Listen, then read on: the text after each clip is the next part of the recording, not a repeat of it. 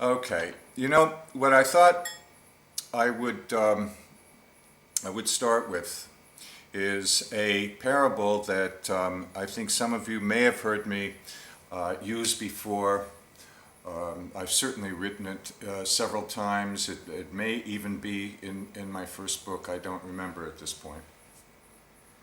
But there is some basic differences which are not really differences in the end, but differences that if we're aware of them, the operation with speech becomes more accessible.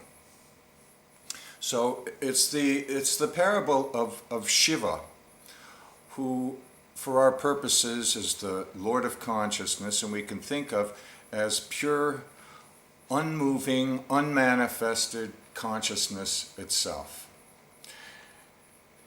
And there's a certain moment in a timeless space in which Shiva wants to know himself. He has the desire to know who he is.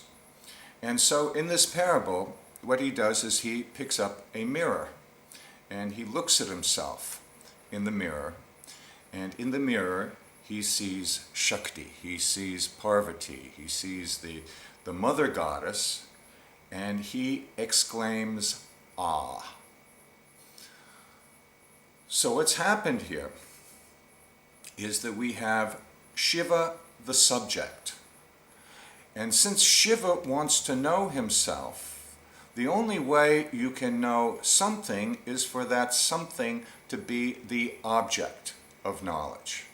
So Shiva wants to create this objective self, which is the mother goddess, which is the manifestation of consciousness, the growing of consciousness, and at first in potential, and then finally the manifestation of the world itself.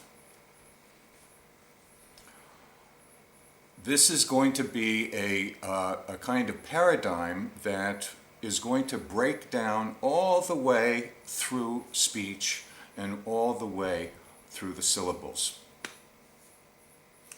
So in order for us to get a good handle on what I'm addressing, an idea of speech that is different from a scientific paradigm,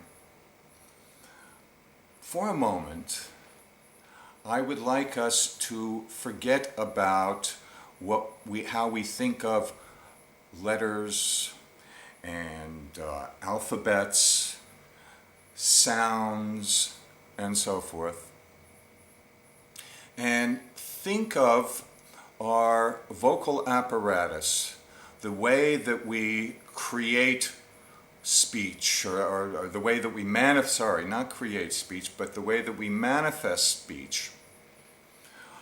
If we think of this almost as a map, keeping in mind that the map is not the thing. The map is a representation of that thing. So we'll visualize our vocal apparatus as this kind of map. Now, the first thing that we should be aware of is that there is a very basic difference of two categories of articulations that we make. And by the way, please interrupt me if you want any clarification or if you have questions. There's two basic categories in our articulation. We have vowels and we have consonants.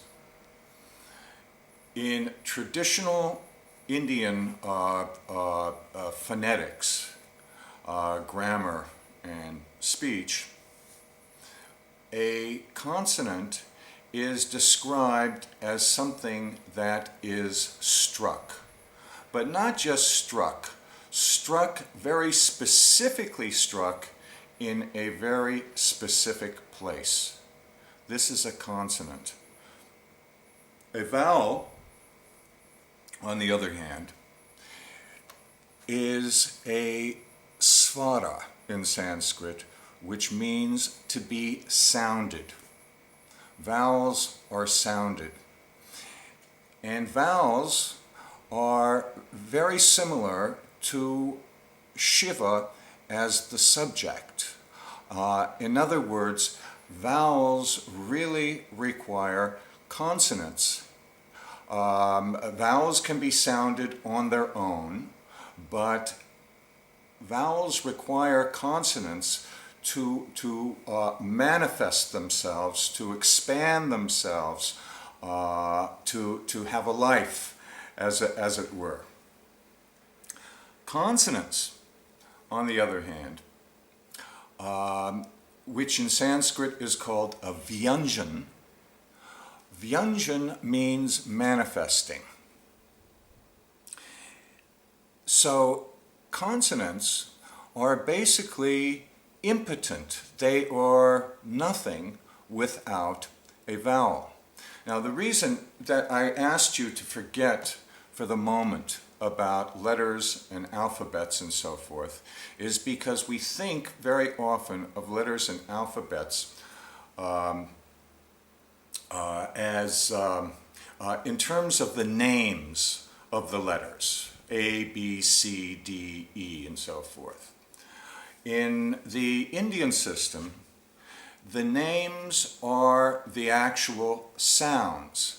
But in terms of a consonant, since you cannot articulate consonants on their own without a vowel, in other words, ka,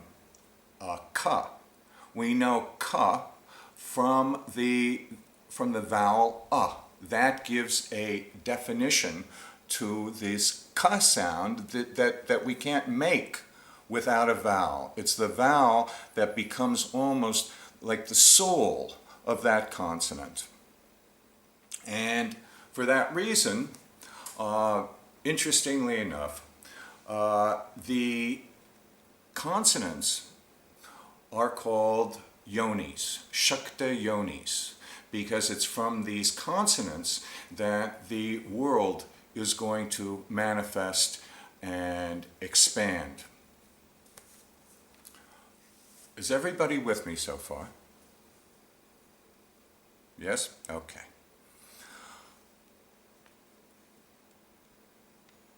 The consonants, actually the consonants and the vowels, are articulated from 5 different stations and in 4 different ways. One of the very fascinating aspects of Indian languages and Sanskrit is the fact that there is a systematic alphabet, as it were, as opposed to English and Cyrillic and the Western languages, which are pretty much arbitrary. The fact that A is at the beginning and Z or Z is at the end and the order of the letters that go in between is pretty much arbitrary. But in Sanskrit and in Indian language, there is no arbitrariness in terms of the order that we give to the vowels and the consonants. Now, the 5 stations of articulation, interestingly enough, also relate to densities. And densities relate to the 5 elements. So as we discussed before, we have a most dense element, which is earth, and then a slightly less dense element, which is water, and then an even less dense element, which is fire, even less, which is air, And then finally, the least dense of all the elements is space.